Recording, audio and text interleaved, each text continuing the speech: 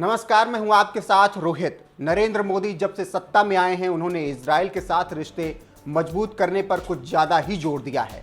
यही वजह है कि जब बेंजामिन नेतन्याहू इजराइल के पीएम थे तो दोनों एक दूसरे को दोस्त कहकर बुलाते थे, और आज जब नफ्ताली बेनेट इजराइल की सत्ता में आए हैं तो उनके राज में भी इजराइल और भारत की ये मजबूत दोस्ती बरकरार है। दोनों देशों के बीच इस मजबूत रिश्तों की वजह से ही पीएम मोदी ने इजराइल के पीएम नफ्ताली बेनेट को भारत आने का न्योता भेज दिया है। तो वहीं न्योता मिलते ही इजरायली पीएम बोल बैठे, वी लव इंडिया।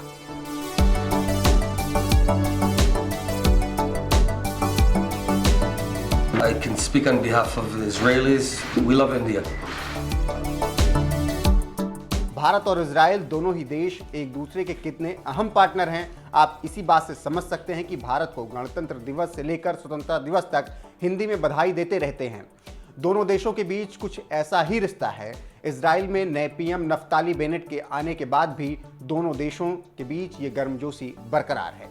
यही वजह है कि इजराइल दौरे पर गए भारत के विदेश मंत्री एस जयशंकर ने जब पीएम मोदी की ओर से उन्हें भारत आने का न्योता दिया तो वो बेहद उत्साहित नजर आए, और पीएम नफ्ताली बेनेट ने भी दिल खोलकर भारत की तारीफ की।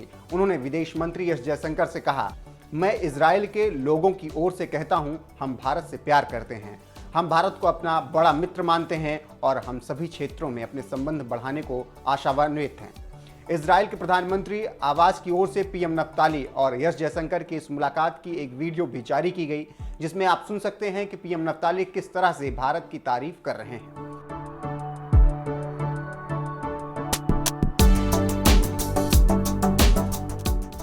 I can speak on behalf of the Israelis.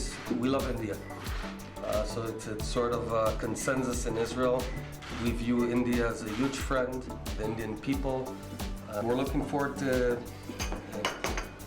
expanding the relationship in all fields, in all dimensions, and looking forward to a very productive meeting. Thank you.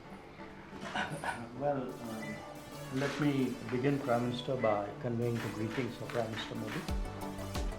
And